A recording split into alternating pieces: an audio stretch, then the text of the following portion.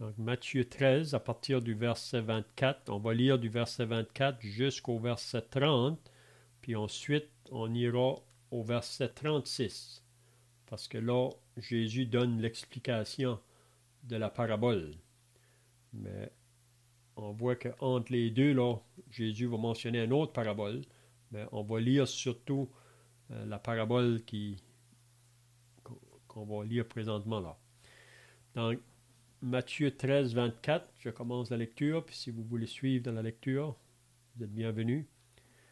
C'est Jésus qui dit, « Il leur proposa une autre parabole, et il dit, « Le royaume des cieux est semblable à un homme qui a semé une bonne semence dans son champ. Mais, pendant que les gens dormaient, son ennemi vint, sema de l'ivraie parmi le blé et s'en alla. » Lorsque l'herbe eut poussé et donné du fruit, l'ivraie parut aussi. Les serviteurs du maître de la maison vinrent lui dire, « Seigneur, n'as-tu pas semé une bonne semence dans ton champ? D'où vient donc qu'il y a de l'ivraie? »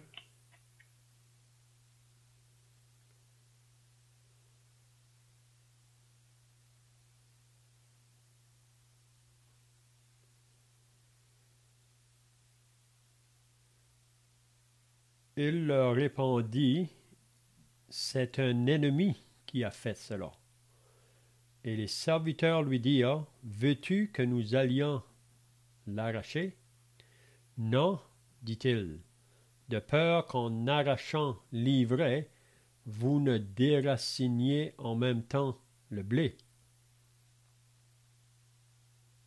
Laissez croître ensemble l'un et l'autre jusqu'à la moisson. Et à l'époque de la moisson, je dirai au moissonneur, arrachez d'abord l'ivraie et liez-la en gerbe pour la brûler, mais amassez le blé dans mon grenier. Alors il renvoya la foule et on entra dans la maison. Les disciples s'approchèrent et lui dirent, explique-nous la parabole de l'ivraie du champ. Donc on est présentement au verset 37, là, Matthieu 13, le verset 37. Il répondit, c'est-à-dire Jésus répondit, « Celui qui sème la bonne semence, c'est le Fils de l'homme. Le champ, c'est le monde. La bonne semence, ce sont les fils du royaume. L'ivraie, ce sont les fils du malin. » L'ennemi qu'il a semé, c'est le diable. La moisson, c'est la fin du monde. Les moissonneurs, ce sont les anges. Or, comme on arrache l'ivraie et qu'on la jette au feu, il en sera de même à la fin du monde.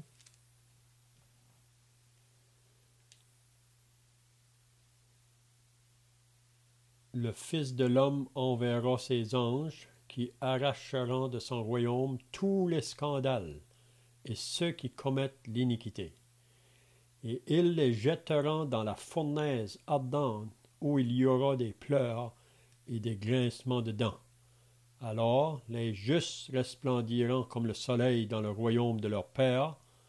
Que celui qui a des oreilles pour entendre, entende. Amen. C'est bien, donc si vous étiez là la semaine passée, on avait regardé l'explication de la première parabole. Puis on avait dit dans les semaines passées là, que dans le chapitre 13, à partir du début, Jésus va mentionner 7 paraboles. 7 paraboles. On nous dit que dans les 4 évangiles, Jésus a mentionné environ 35 paraboles. Puis une parabole, c'est une histoire de la vie courante pour expliquer une vérité spirituelle.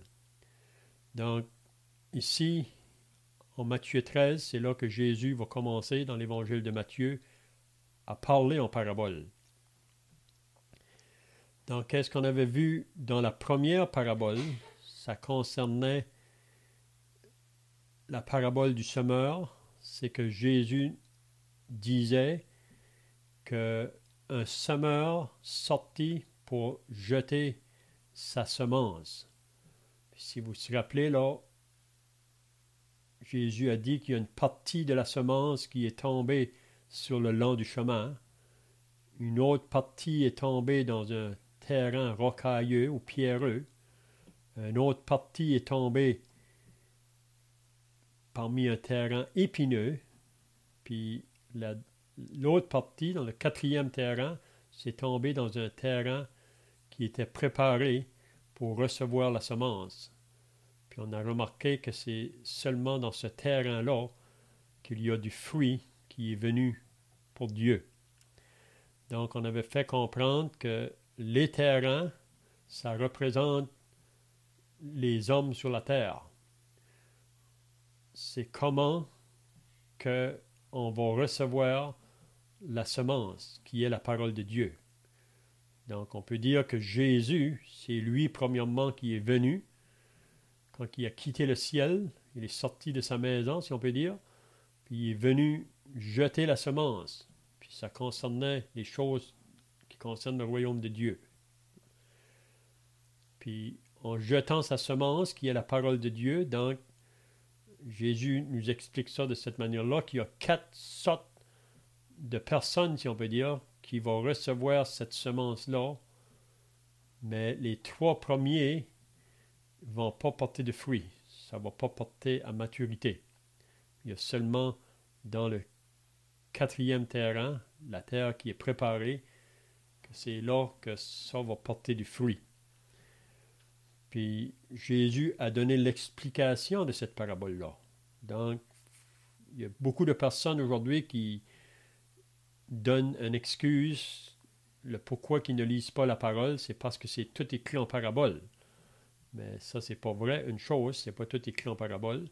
Puis aussi, ils disent qu'on ne peut pas comprendre, mais plusieurs des paraboles que Jésus a mentionnées, il les a expliquées. Il les a expliquées. Puis ici, on voit cette première parabole qui a été dite, la parabole du semeur. Les disciples sont approchés de lui, puis ils veulent que Jésus leur explique cette parabole. Donc Jésus les a expliquées.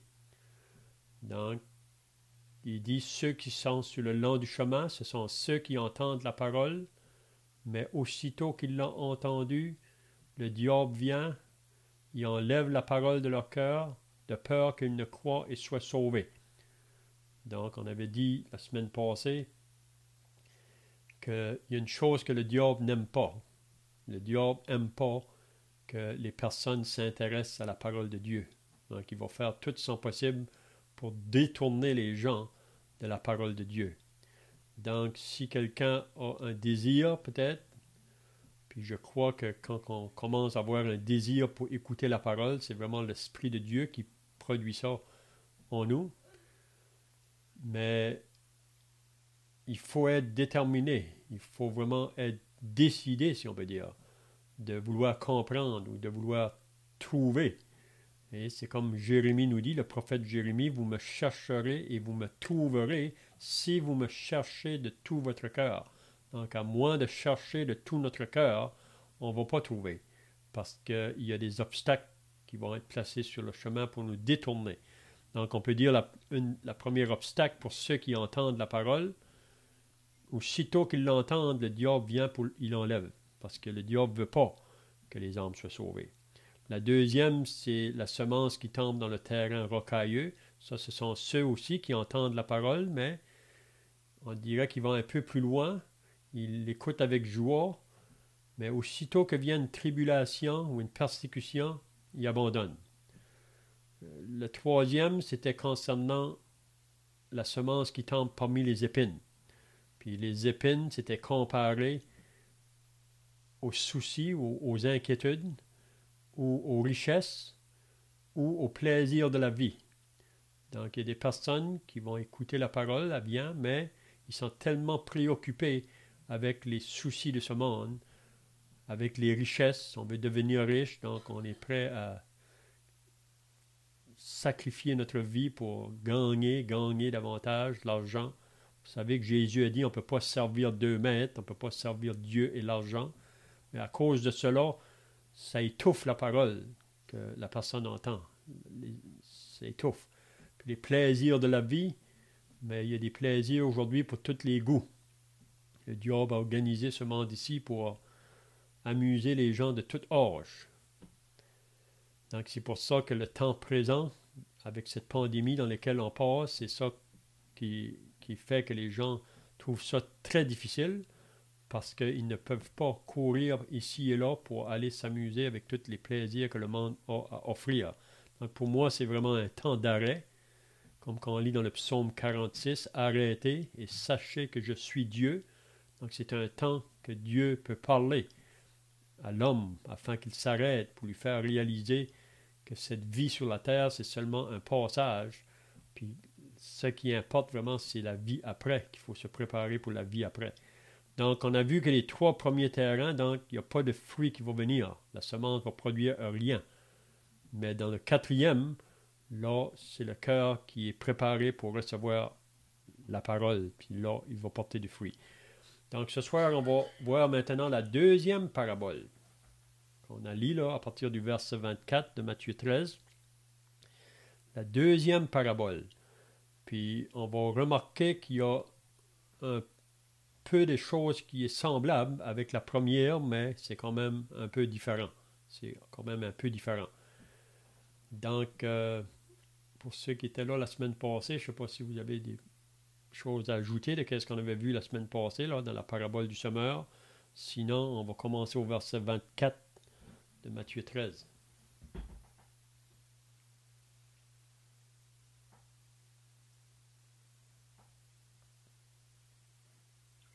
Peut-être juste une petite remarque générale évidente, mais peut-être bon de le dire ou de le souligner.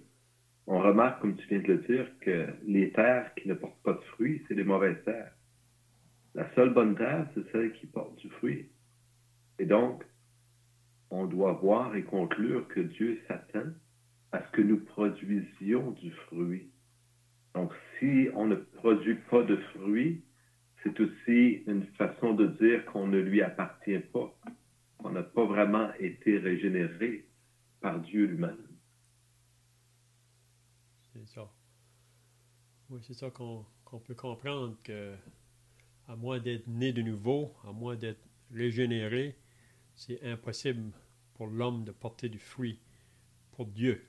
C'est juste après que la personne est née de nouveau, la personne qui passe de la mort à la vie. C'est ça que l'apôtre Paul nous dit dans la 2e épître aux Corinthiens, là, que si quelqu'un est en Christ, il est une nouvelle créature. Les choses anciennes sont passées, toutes choses sont devenues nouvelles, et tout cela vient de Dieu.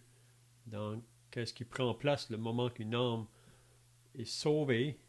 C'est que l'Esprit de Dieu vient faire son habitation en elle ou en lui, puis il nous donne des désirs nouveaux. Il nous donne même des désirs pour vouloir lire la parole, vouloir avoir un temps de prier notre Dieu chaque jour, puis aussi un temps de communion avec d'autres qui ont eu la même expérience. Puis c'est de cette manière-là vraiment qu'on va porter du fruit pour lui, là. C'est différents aspects, là, le fruit. C'est bien, donc on va commencer au verset 24, donc concernant cette autre parabole. Il leur proposa une autre parabole, et il dit, « Le royaume des cieux est semblable à un homme qui a semé une bonne semence dans son champ. » Donc ici, c'est assez facile à comprendre qu'est-ce que Jésus veut nous dire là, concernant cette histoire qu'il va prendre pour dire sa parabole. Il nous dit que le royaume des cieux est semblable à ça. Donc il parle d'un homme qui sème une bonne semence dans son champ. Donc ici, un homme qui sort puis qui sème une bonne semence dans son champ. Okay? Donc c'est bien de comprendre. Ce n'est pas une mauvaise semence, c'est une bonne semence. Mais là, qu'est-ce qu'on voit au verset 25? Donc on pourra voir par la suite, là, parce que Jésus va expliquer vraiment qui l'homme représente, qu'est-ce que la bonne semence représente, qu'est-ce que le champ représente. Donc, on va voir ça dans l'explication. Donc, ensuite, il dit, mais pendant que les gens dormaient, son ennemi vint. Donc, l'ennemi va venir pendant que les gens sont endormis ou ils dorment. Puis, on verra aussi qui est-ce que l'ennemi représente. Qui est-ce que l'ennemi représente. Puis, ça nous dit que cet ennemi-là, lui, il va semer de l'ivraie. Donc, ça, c'est pas associé à une bonne semence. L'ivraie, c'est quelque chose qui est mauvais, c'est quelque chose qui va nuire à la bonne semence dans le champ. Mais l'ennemi vient dans la nuit. Il ne vient pas pendant le jour, il vient pendant la nuit, pendant que tout est arrêté. Donc, on verra par la suite aussi, concernant cet ennemi-là, la raison pourquoi il vient pendant la nuit. Ensuite, il va dire, lorsque l'herbe eut poussé et donné du fruit. Donc, on voit la semence que l'homme a jetée dans son champ, elle va lever, elle va pousser, elle va porter du fruit, ça dit. Mais qu'est-ce que Jésus nous dit? Que aussi, l'ivraie qui a été semée va paraître aussi. Donc, on voit ici deux fruits, pas deux fruits, mais les deux semences, on pourrait dire, apportent quelque chose, mais une bonne semence, puis il y a la mauvaise semence. Donc, la mauvaise semence, il n'y a pas de fruit qui va sortir de elle, mais elle est là pour nuire, si on peut dire, à la vraie.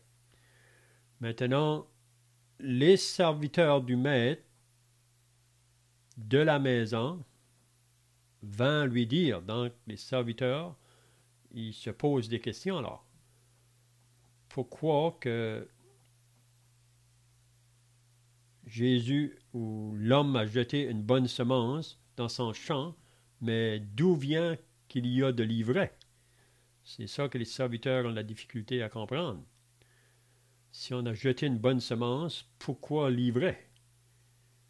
Mais là, Jésus répond au verset 28, c'est un ennemi. Donc, c'est l'ennemi de l'homme vraiment qui est venu pour jeter la bonne semence. C'est son ennemi à lui qui vient pour jeter de la mauvaise herbe ou de l'ivraie. Puis si vous allez dans un champ de blé, c'est vraiment difficile à reconnaître quand que les deux commencent à lever, là, reconnaître le vrai d'avec le faux. Quand c'est juste dans le commencement qu'elle commence à pousser, là, c'est vraiment difficile à reconnaître le vrai du faux. Donc, les serviteurs, eux, vont dire à l'homme, là, veux-tu que nous allions l'arracher?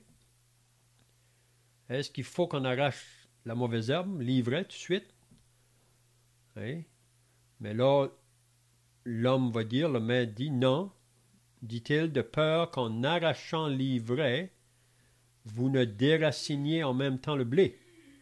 Donc, le maître ordonne qu'on ne doit pas arracher l'ivraie maintenant. Parce que le danger qu'en voulant arracher l'ivraie, on pourrait aussi arracher la bonne semence. Donc, il ordonne de laisser croître ensemble l'un et l'autre jusqu'à la moisson. Donc, à la moisson, là, ça va être bien facile à reconnaître le blé d'avec l'ivraie. Mais avant la moisson, c'est très difficile à reconnaître les deux parce que ça se ressemble beaucoup. Oui? Donc, il dit, laissez croître ensemble l'un et l'autre jusqu'à la moisson, et à l'époque de la moisson, je dirai au moissonneur. Donc, le temps de la moisson va arriver. Puis là, on va voir dans l'explication qui est-ce que les moissonneurs représentent. Puis quand que la moisson va prendre place, qu'est-ce qui va prendre place? Ils vont arracher d'abord l'ivraie. Donc, ils vont arracher ce qui n'est pas bon. Puis qu'est-ce qu'ils vont faire avec l'ivraie? Ils vont le lier en gerbe pour le brûler. Donc ça nous représente vraiment l'enfer ou l'étang de feu. Et l'ivraie qui va être brûlé, ça c'est vraiment ceux qui ne sont pas vrais, qui ne sont pas réels. Ce ne sont pas vraiment le blé, c'est du livret. Donc on verra aussi qu'est-ce que ça représente. Puis ensuite il dit, mais amassez le blé dans mon grenier. Donc on voit qu'il y a une place complètement séparée. L'ivraie et le blé ne vont pas être ensemble. Vous savez qu'on entend les gens aujourd'hui qui disent qu'après la mort, pour ceux qui croient qu'il y a quelque chose après, ils vont dire on va tout arriver à la même place. Mais ça, c'est faux. C'est faux. Jésus a bien dit dans l'évangile de Matthieu au chapitre 7 qu'il y a deux chemins, il y a deux destinées. Il y a un chemin large qui mène à la perdition, il y a un chemin étroit qui mène à la vie éternelle. Puis Jésus dit, sur le chemin large, il y en a beaucoup qui sont sur ce chemin-là. Mais le chemin étroit, il dit qu'ils sont peu, ceux qui trouvent ce chemin-là. Donc, c'est pendant notre vivant sur la terre qu'il faut faire la décision où on va passer notre éternité. Donc, on pourrait dire ici que le blé, ça représente ceux qui vont croire à l'Évangile, qui vont accepter le message, qui vont se repentir. Puis l'ivraie, c'est vraiment ceux, peut-être qui peuvent avoir une profession, mais ils n'auront jamais eu un moment de conversion dans leur vie. Ils peuvent professer d'être chrétiens ou professer d'appartenir, mais ils ne sont pas réels. Donc, on va aller maintenant dans l'explication là. Donc, à moins que quelqu'un ait d'autres choses à dire dans la première partie là, si vous avez des choses à dire, vous pouvez le faire. Puis après ça, on va aller dans l'explication.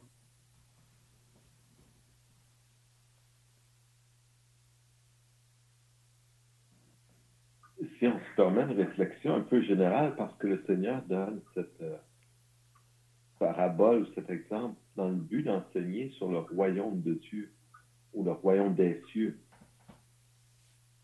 Comment dire? C'est quelque chose de grand, le royaume des cieux. C'est quelque chose de merveilleux.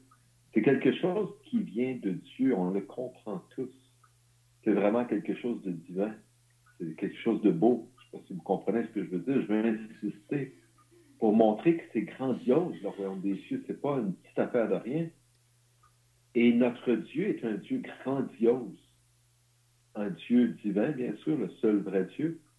Mais il est vraiment extraordinaire dans toutes choses. Et est-ce que ce n'est pas un peu étonnant lorsqu'on considère la parabole qui nous est donnée pour nous expliquer le royaume des cieux, qu'il y a cette espèce de mélange dont il est question. Donc, on a un homme qui sème une bonne semence, mais là, il y a ce mélange, il y a ce travail qui se fait en arrière, pendant la nuit, dans les ténèbres, et qui amène un mélange, qui amène quelque chose de mauvais. C'est comme s'il y avait quelque chose de mauvais qui pénétrait dans le royaume des cieux. Vous comprenez ce que je veux dire? En réalité, il n'y a rien de mauvais qui entre dans le royaume des cieux. Mais aux yeux des gens, de cette espèce de mélange, quand ils regardent au royaume des cieux, ici-bas sur la terre, il n'y a pas cette claire et divine vision, si je puis dire, qui serait détectable à l'œil humain. L'humain peut regarder les choses et se laisser tromper. Il va voir des fruits qui sont les fruits plutôt de l'ivraie que du bon blé, si vous voulez. Je ne sais pas si je fais bien comprendre mon point, mais l'idée, c'est que les gens peuvent s'imaginer, parce que c'est de Dieu, tout va être beau, tout va être parfait, tout va bien aller et tout va être clair. Et effectivement, tout ce qui vient de Dieu est bon, parfait, clair, etc. Mais ici-bas, dans ce monde, il ne faut pas oublier que le monde où nous sommes présentement, c'est le monde où se trouve Satan. Et effectivement, il sème cette confusion.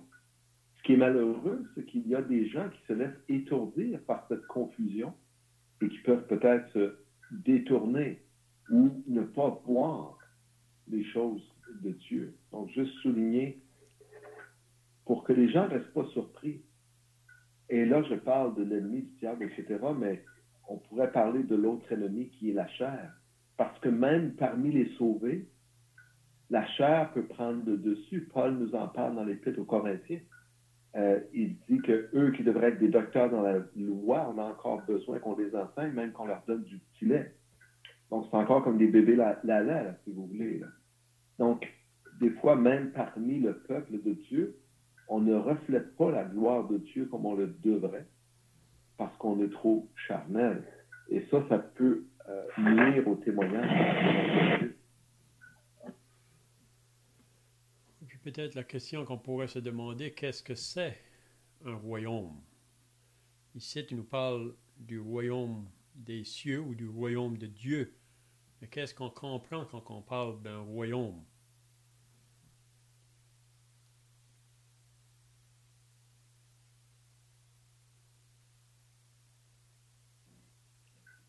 Un royaume, je définirais ça facilement ou rapidement ou simplement avec trois choses. Ça prend un roi, ça prend des sujets, et si vous voulez, une espèce de territoire sur lequel le roi règne. Donc, c'est les éléments, si vous voulez, que je vois. C'est ça. Donc, le royaume de Dieu, donc, c'est ça que ça comprend, en essence. Ça comprend un roi qui règne. Puis, si il va avoir un roi qui règne, ça veut dire qu'il y a des personnes sur lesquelles il règne dessus. Puis ensuite, il faut qu'il y ait un territoire, comme tu viens de dire. Mais on sait que le Seigneur Jésus, depuis qu'il est venu, même au début de son ministère, il parlait concernant le royaume de Dieu. Ce qu'il disait vraiment dans son message, repentez-vous, car le royaume des cieux est proche. Donc on sait que le Seigneur Jésus, comme le roi, le Messie, c'est lui qui va être le roi, qui va régner dans ce royaume-là. Présentement, le royaume n'est pas visible. Un jour, il va être visible aux yeux de tout le monde, mais présentement, il n'est pas visible. Mais le royaume sur la terre présentement se trouve en ceux qui ont reçu la vérité concernant ce royaume-là. Puis Jésus nous a dit, pour pouvoir faire partie de ce royaume-là, il a dit à un homme religieux, si vous vous rappelez dans Jean chapitre 3, il a dit à Nicodème, en vérité, je te le dis, si un homme ne naît de nouveau, il ne peut pas entrer dans le royaume de Dieu, ou qu'il ne peut pas voir le royaume de Dieu. Donc, l'homme naturel ou l'homme dans ses péchés, il ne peut pas voir ou comprendre concernant les choses du royaume de Dieu. Mais tous ceux qui vont accepter, si on peut dire, le roi de ce royaume-là, c'est eux qui vont être capables de participer à ce royaume-là. Puis on sait que Jésus, dans le Notre Père, là, il pouvait dire que ton règne vienne, que ta volonté soit faite sur la terre comme au ciel. Donc nous croyons que bientôt, Jésus va établir son royaume sur la terre. Quand il est venu pour la première fois, c'est ça que les chefs religieux, même ses propres disciples, avaient de la misère à comprendre, que ce Messie, ce roi qui doit régner, ils n'ont pas compris qu'avant qu'il règne, il faut qu'il souffre et qu'il meure. Parce qu'à moins que Jésus meure, il n'y a personne qui pourrait être associé à ce royaume-là. À cause qu'on est pécheurs de nature, puis à cause de nos péchés, on est perdu. Donc Jésus devait donner sa vie en sacrifice pour que nous, les pécheurs, nous puissions avoir nos péchés pardonnés, puis que nous puissions être réconciliés avec Dieu, être en paix avec Dieu. Parce que naturellement, on est en guerre contre Dieu. On est des ennemis de Dieu. Donc présentement, le royaume des cieux sur la terre, c'est ça qu'on va voir un peu dans l'explication pareil, là. Ceux qui vont se repentir, qui vont placer leur foi dans le Seigneur Jésus, le roi va déjà commencer à régner en eux. Et donc, puis même si vous lisez Matthieu chapitre 5, concernant les béatitudes, là, toutes les choses que Jésus nous dit concernant les béatitudes, ça va caractériser ceux qui vont vivre dans ce royaume-là. Mais à moins, comme on vient de dire, d'être né de nouveau, on ne peut pas mettre ces choses-là en pratique que Jésus enseigne dans Matthieu 5. Mais on va aller voir maintenant dans le verset 36 l'explication de cette parabole ici. Puis vous allez remarquer aussi, c'est un peu la même chose dans la première parabole, c'est que Jésus donne l'explication à ses disciples. Il donne à ses disciples parce qu'il dit qu'eux autres, ils peuvent comprendre, mais pour le monde en général, ils ne vont pas le comprendre. Puis ici, c'est la même chose au verset 36, il va dire « Il renvoya la foule et entra dans la maison. » Donc, on voit qu'après qu'il a dit la parabole, même qu'il y a une autre parabole qui mentionne entre ça, là, mais là, ça dit qu'il va renvoyer la foule, puis il va entrer dans la maison, puis les disciples s'approchent. Parce que même les disciples, quand Jésus a donné la première partie de la parabole, ils n'ont pas compris tout, qu'est-ce que Jésus voulait dire, qu'est-ce que ça représente, l'homme qui sort pour semer sa semence. Qu'est-ce que la semence représente, qu'est-ce que le champ représente. Hein? L'ennemi, qui ce qu'il est, l'ivraie, qui est-ce que c'est. Hein? Donc ici, les disciples veulent savoir ça, ils veulent savoir. Donc, ils disent, explique-nous la parabole de l'ivraie du champ. Donc, explique-nous. Donc, Jésus, maintenant, il va donner l'explication de cette parabole. Puis, une chose qu'on va remarquer de la première parabole, que la bonne semence, c'est pas la même chose que dans la première parabole. On remarque que dans la première parabole, la bonne semence, ça représente la parole de Dieu. Tandis qu'ici, la bonne semence, ça représente les fils du royaume. Donc, on commence donc au verset 37. Il répondit, « Celui qui sème la bonne semence. » Donc ça parle de l'homme là qui sort pour jeter sa semence. Donc il dit, Jésus dit, « Celui qui sème la bonne semence, c'est qui? » C'est qui le Fils de l'homme?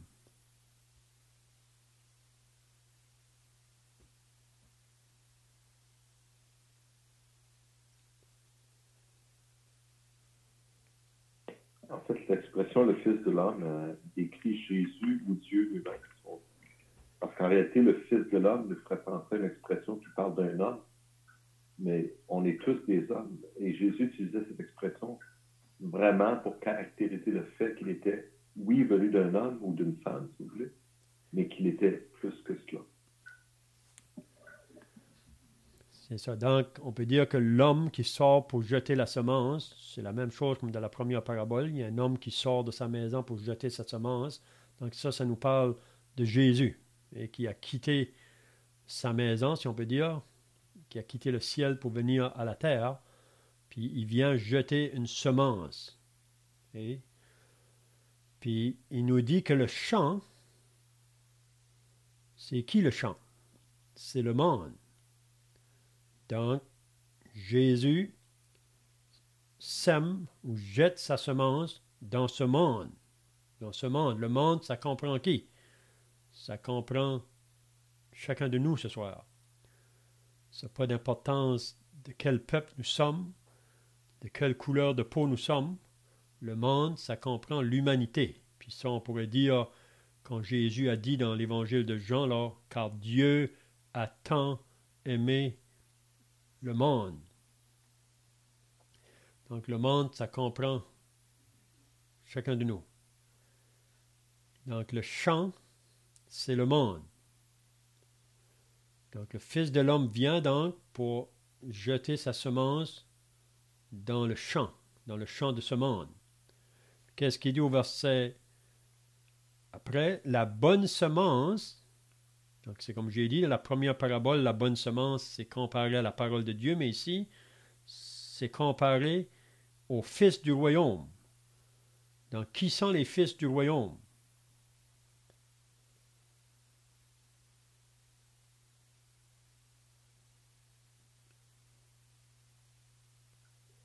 Tous ceux qui ont cru par la foi en Jésus et qui sont nés de nouveau, qui ont reçu le Seigneur et qui ont accepté son autorité dans leur vie.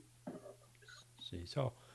Donc, comme on a dit tout à l'heure, à moins d'être nés de nouveau. On ne peut pas entrer dans le royaume de Dieu. Donc, ici, c'est ceux, s'ils sont fils du royaume, ça veut dire qu'ils appartiennent à ce royaume-là.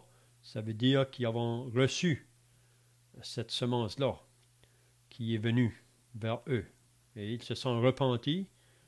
Ils ont cru au message de la bonne nouvelle concernant le royaume des cieux. Donc, eux maintenant, les fils du royaume, c'est eux qui sont dans ce monde ici, parce que Jésus n'est plus parmi nous. Jésus était venu pour semer, mais on sait qu'après qu'il va partir au ciel, même avant de partir, il avait annoncé à ses disciples là, d'aller par tout le monde. Donc, ceux qui vont faire connaître le royaume, si on peut dire aujourd'hui, c'est ceux qui doivent annoncer le message partout. Hein? Donc, ce sont les fils du royaume. Donc, ici, on pourrait dire, ce sont ceux qui ont pris le côté de Dieu, qui se sont repentis, puis qui se sont mis d'accord avec la pensée de Dieu. Mais là, il va nous dire qui est l'ivraie. Donc, il y a les fils du royaume, c'est ceux qui sont du côté de la lumière, si on peut dire, du côté de Dieu. Mais l'ivraie, qui sont-ils? Ce sont les fils du malin. Donc, qui sont les fils du malin? Mais pour moi, c'est simple, c'est ceux qui ne se repentent pas, c'est ceux qui veulent continuer dans leur propre chemin, dans leur propre voie. C'est ceux qui préfèrent les ténèbres à la lumière, c'est ceux qui veulent toujours rester dans cette sphère-là. Là. Mais il y a quand même une provision pour eux, mais aussi longtemps qu'ils vont refuser de se repentir, puis se mettre en règle avec Dieu, ils restent les fils du malin. On voit ça un peu dans l'Épître aux Éphésiens. Vous vous rappelez quand que Paul parle dans le 2e chapitre aux Éphésiens, en parlant à des croyants, il dit « Autrefois vous étiez morts par vos offenses et par vos péchés, dans lesquels vous marchiez autrefois selon le train de ce monde, selon le prince de la puissance de l'air. » Puis il dit « Vous étiez par nature des fils de colère, les enfants de la rébellion. » Donc, avant d'être sauvé ou né de nouveau, on est associé au fils du malin. Donc, aussi longtemps qu'on demeure là, on n'est pas associé au royaume de Dieu. Hein? Donc, avez-vous d'autres pensées là?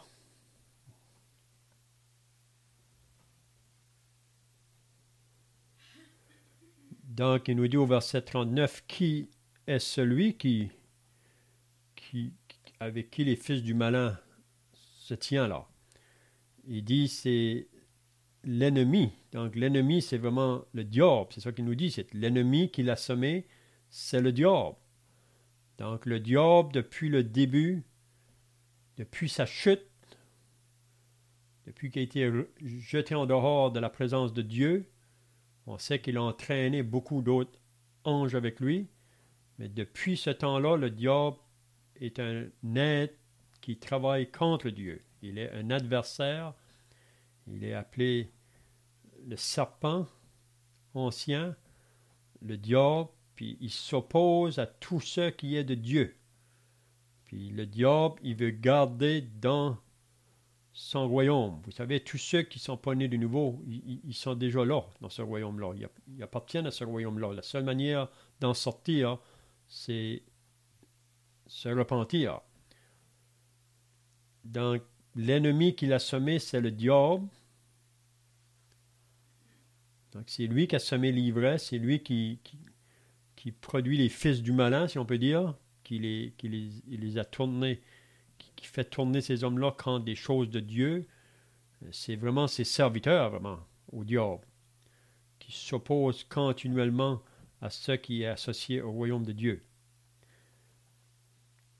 Mais là, il va nous dire ensuite la moisson. Qu'est-ce que c'est la moisson? C'est qu'est-ce qui va prendre place à la fin. Donc, tout de suite, comme qui a été dit au début, là, le royaume des cieux, ça comprend le côté de ceux qui sont dans la lumière, puis aussi ceux qui sont toujours dans le royaume des ténèbres. c'est comme un mélange. Puis c'est ça que le diable a toujours voulu faire depuis le début. Et c'est mélanger. Mais on ne peut pas mélanger. Et on ne peut pas avoir la lumière et les ténèbres en même temps. Donc, il dit que la moisson, c'est la fin du monde. Donc, il va y avoir une moisson à la fin. Puis c'est là qu'il va y avoir une séparation. Donc, la raison aujourd'hui, vous savez, si vous lisez dans le Nouveau Testament, ça nous parle de 4 jours. Et 4 jours. Il y a le jour de l'homme, le jour de Christ, le jour du Seigneur et le jour de Dieu. Donc, présentement, on est dans le jour de l'homme. Puis c'est dans ce temps ici où ce royaume-là est déjà commencé, mais associé à ce royaume-là, il y a le vrai et le faux. Et puis, qu'est-ce qu'on peut comprendre aussi qu'il ne faut pas chercher à enlever l'ivraie tout de suite, parce qu'il y a le danger qu'on pourrait enlever aussi le vrai. Mais on peut reconnaître vraiment, Jésus a dit qu'on reconnaîtra à leurs fruits ceux qui lui appartiennent. Mais c'est surtout à la fin. Vous savez, si vous allez dans un temps de moisson, là, quand c'est prêt à ramasser le blé, là, c'est là que vous allez remarquer une différence entre le blé et l'ivraie. Donc, si je vous demandais qu'est-ce qui est la différence entre le blé et l'ivraie quand ça vient le temps de la moisson, comment est-ce qu'on peut faire la différence? Quelqu'un a des pensées?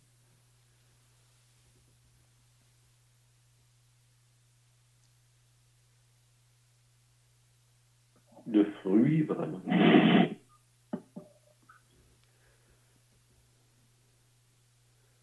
C'est ça, le fruit à la fin. C'est que si vous allez à la fin, quand ça vient le temps de la moisson, vous allez remarquer que le blé est courbé parce qu'il est rempli de fruits à la tête, donc il se courbe, tandis que l'ivraie reste droit. C'est parce qu'il n'y a aucun fruit dedans. Donc c'est comme ça qu'ils peuvent reconnaître le blé avec l'ivraie. Donc les moissonneurs, quand ils viennent à la fin, donc c'est comme ça qu'ils vont distinguer là. Puis il nous dit qui sont les moissonneurs, ce sont les anges. Puis ça, on voit ça là, dans l'Apocalypse au chapitre 14. C'est vraiment dans ce temps-là que ça va se faire, ça. C'est à la fin vraiment de la tribulation, là, quand il va y avoir la vendange et la moisson. Donc c'est dans ce temps-là que ça se fera. Donc, les moissonneurs, c'est les anges. Puis il nous dit au verset 40, comme on arrache l'ivraie et qu'on le jette au feu, donc l'ivraie, ce sont les fils du malin. Donc tous ceux qui n'auront pas été sauvés pendant leur vie, là, qui n'auront pas été nés de nouveau, donc ils seront là à la fin associés à l'ivraie. Donc, tout ce qui va être associé à l'ivraie est pris et jeté au feu. Il en sera à la fin du monde. Donc, il va y avoir une séparation là.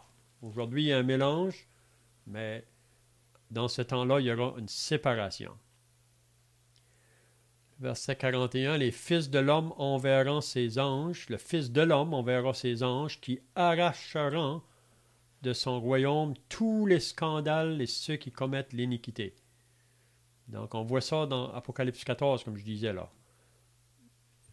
Vers la fin là, du chapitre 14, il va y avoir une vendange. Tout ce qui est mal va être enlevé. Je ne sais pas si vous avez d'autres pensées là.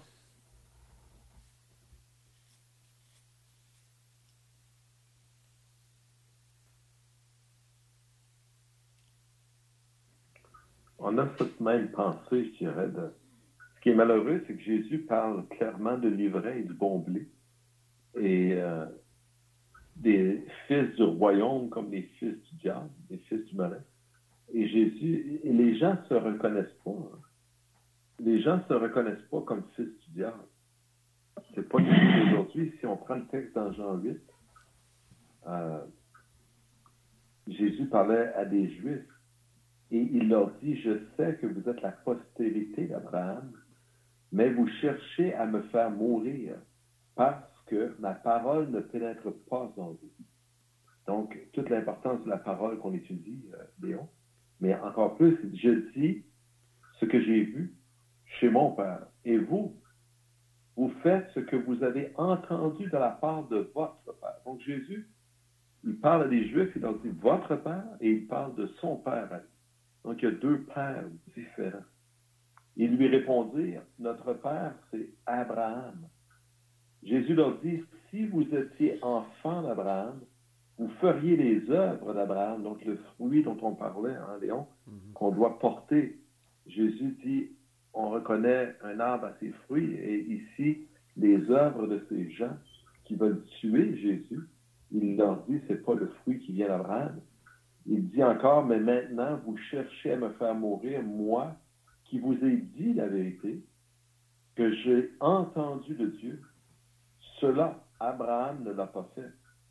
Vous faites les œuvres de votre Père. Et ils lui dirent, nous ne sommes pas des enfants illégitimes. Nous avons un seul Père, Dieu. Voyez-vous, ils ont cette perception que leur Père, c'est Dieu. Jésus leur dit, si Dieu était votre Père, vous m'aimeriez, car c'est de Dieu que je suis sorti et que je viens. Je ne suis pas venu de moi-même, mais c'est lui qui m'a envoyé. Pourquoi ne comprenez-vous pas mon langage? Et on se souviendra dans la parabole du semeur qu'on a vue juste avant, Jésus disait à la fin, la bonne terre, c'est celui qui entend la parole et qui la comprend.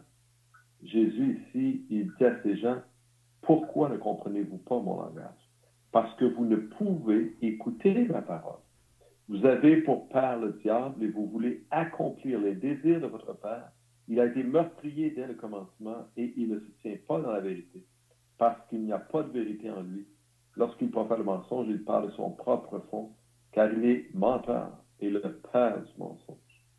Enfin, on pourrait rajouter, là, je vois que le temps est aussi avancé, mais juste insister parce que la perception que j'avais de moi-même, ce n'était pas avant que je sois sauvé, que je naisse de nouveau, que je connaisse le Seigneur. Je n'avais pas la perception que j'étais un fils du diable.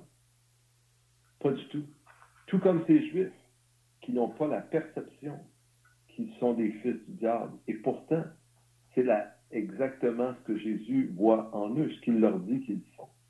Donc, à chacun de nous de s'examiner et de pas s'examiner superficiellement, je veux dire le faire en faisant attention. Parce que Jésus le dit, si vous m'aimeriez, vous seriez des enfants de Dieu. Il leur dit aussi, pourquoi ma parole ne pénètre-t-elle pas en vous? Donc, il y en a qui peuvent se réclamer de Dieu, mais ils font fi. Ils rejettent la parole de Dieu, ce qu'elle dit. Ils font passer une autre autorité dans leur vie avant la parole de Dieu. Et certes, cela n'est pas la caractéristique de quelqu'un qui s'attache à la parole de Dieu. Donc, je voulais juste amener ce commentaire pour essayer d'exprimer dans le contexte de ces paraboles cette même vérité qui est illustrée par un exemple pratique dans la vie des Juifs, mais qui nous rejoint chacun dans notre propre vie. C'est ça.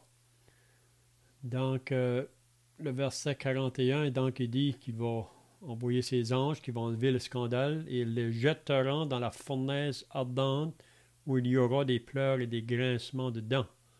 Donc, c'est là le lieu de ceux qui sont associés à l'ivraie.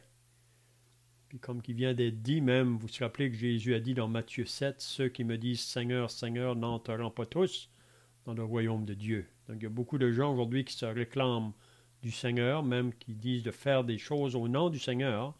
Mais Jésus va leur dire un jour, je ne vous ai jamais connus. Retirez-vous de moi, vous qui commettez l'iniquité ou le mal. Donc, ils ont le Seigneur d'un côté, mais de l'autre côté, ils ont toujours la vie du péché. On ne peut pas avoir les deux. Hein? Donc,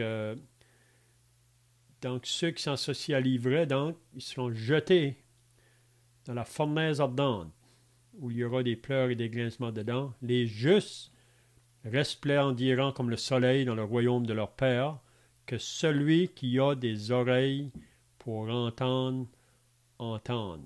Donc, c'est une parole très solennelle. Le Seigneur veut qu'on écoute bien ce qu'il nous dit ici, parce que vous savez, il y a tellement de choses qui se font entendre aujourd'hui avec les raisonnements des hommes ou la philosophie des hommes, mais on peut voir clairement ici qu'il n'y a pas trois endroits à la fin. il y a seulement deux endroits.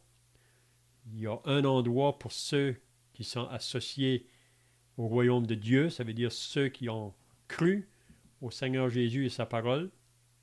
Puis il y a l'autre endroit, c'est pour ceux qui n'auront pas cru, ceux qui auront continué leur chemin en demeurant dans le royaume des ténèbres.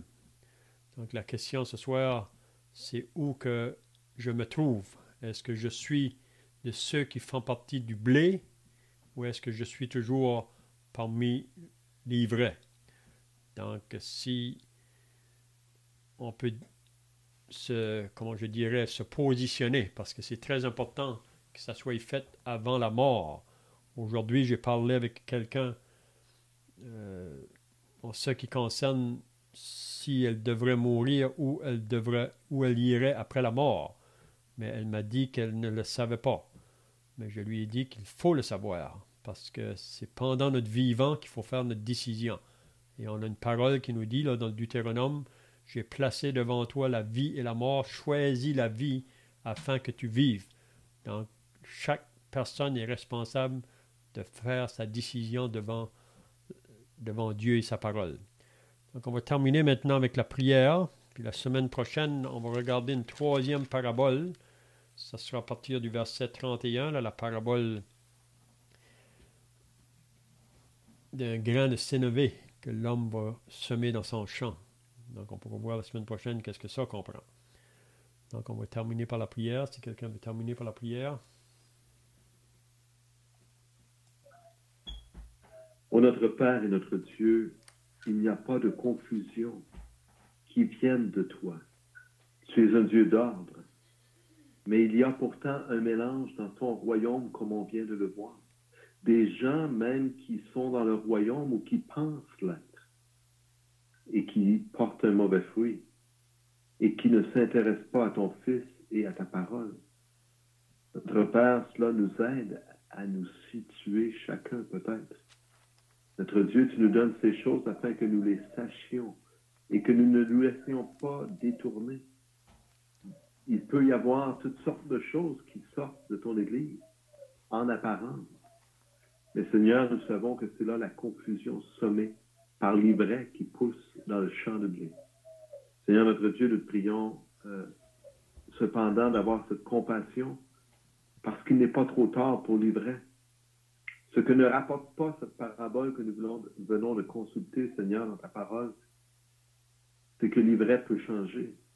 Par ta puissance, Seigneur, elle peut être transformée et devenir cette gerbe de blé, ce bon grain qui porte du fruit. Et cela est le pouvoir, Seigneur, que tu as d'accomplir ce miracle. Et c'est ce que tu as fait lorsque tu es venu ici-bas dans ce monde mourir pour des pécheurs, pour nous, afin que nous puissions naître de nouveau, être transformés. Et c'est vraiment de cette transformation dont il est question. Et que personne ne s'y trompe, Père, car ta parole est claire. Il y aura deux endroits. Un endroit où les gerbes d'ivraie seront dans le feu et un autre où tes fils resplendiront dans la lumière. Oh notre Dieu, quelle vérité, quelle chose simple à voir. Notre Dieu, donne-nous donc de nous y attacher et d'être conduits, d'être détournés, Seigneur, pour ceux qui sont encore enténébrés, de cette voie de ténèbres qui les empêche de voir la vérité en ton Fils. Amen.